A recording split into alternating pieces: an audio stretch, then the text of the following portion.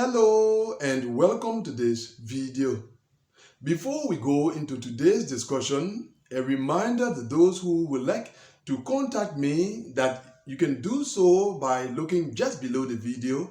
You will see DV Guidance and a blue link. Click on that blue link. Is going to take you to my guidance platform. Once on the platform, use the tools available there to contact me. Speaking of tools, there is an email address, there is the message feature, and there is the sign-up form for prospective members of my guidance program. So you can use any of them to contact me. Now, over to our discussion for today. In the last video, we considered high and low case numbers and said how they should be taken in today's diversity visa program. Now, in today's video, we will be considering two diversity visa related activities and say why one and not the other. So now, let's go into it.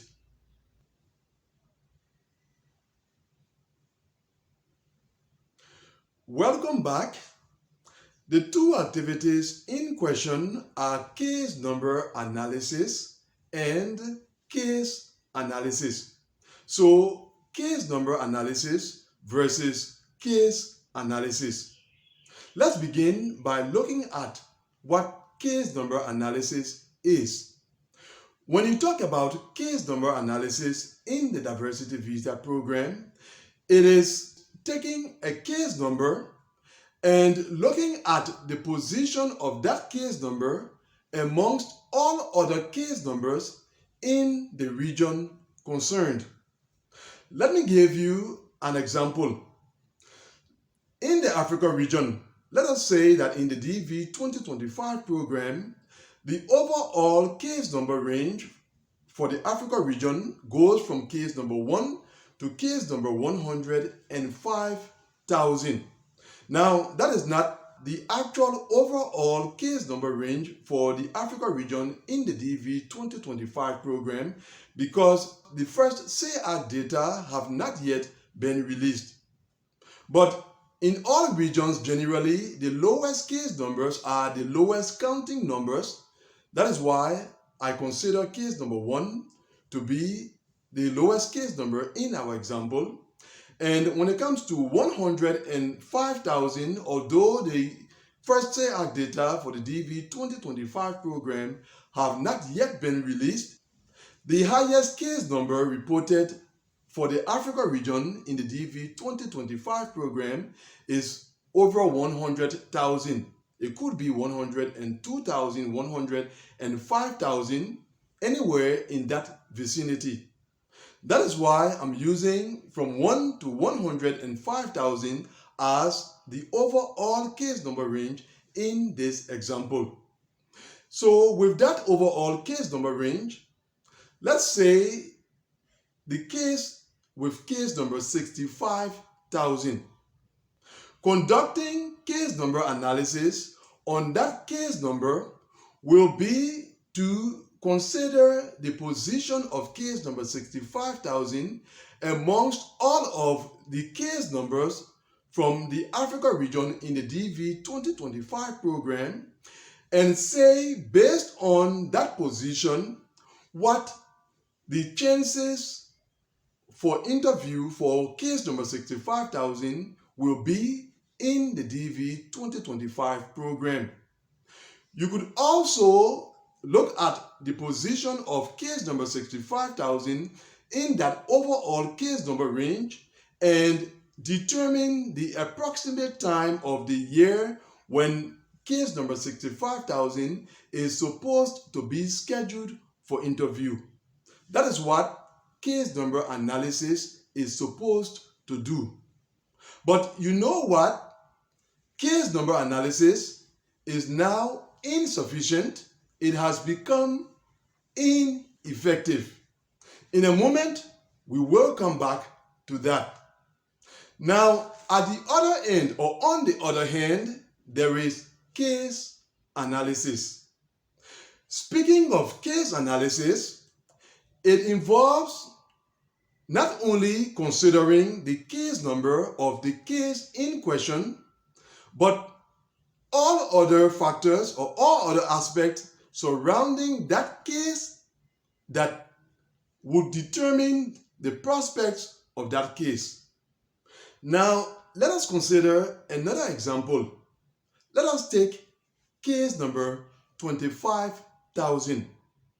When it comes to case analysis, we will not only look at the number 25,000, but in addition to 25,000, we will also take into consideration, for example, which region is that case from?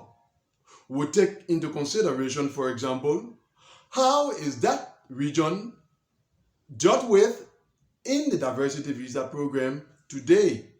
We will also take into consideration whether the DS-260 or DS-260s of that case have been submitted. We'll also take into consideration whether that DS-260 or those DS-260s have been processed.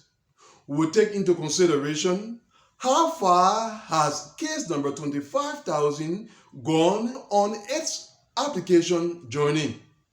All of that are factors that are taken into consideration when you consider case analysis. Now, earlier I said to you that case number analysis is now insufficient because it has become ineffective in the diversity visa program.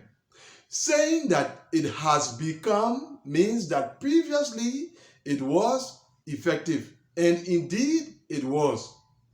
But that was before COVID-19.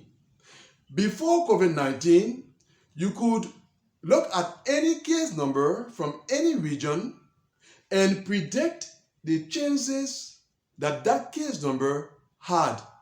You could also look at that case number and say that this case number should expect to be interviewed in this month during the fiscal year. But all of that was effective before COVID-19. Now, the DV 2025 program is taking place after COVID-19. So, applying case number analysis will not produce the desired result for you, the applicant of the DV 2025 program. Because of that, what you should apply as a DV 2025 applicant is case analysis and not case number analysis. Because, as I said earlier, case analysis will take into consideration all factors or all aspects surrounding your diversity visa case. That's the piece of advice that I had to share with you today. And with that, we've come to the end of this video. Thanks for watching it. See you either on my guidance platform or in the next DV 2025 video sometime next week. Until then, God willing, goodbye.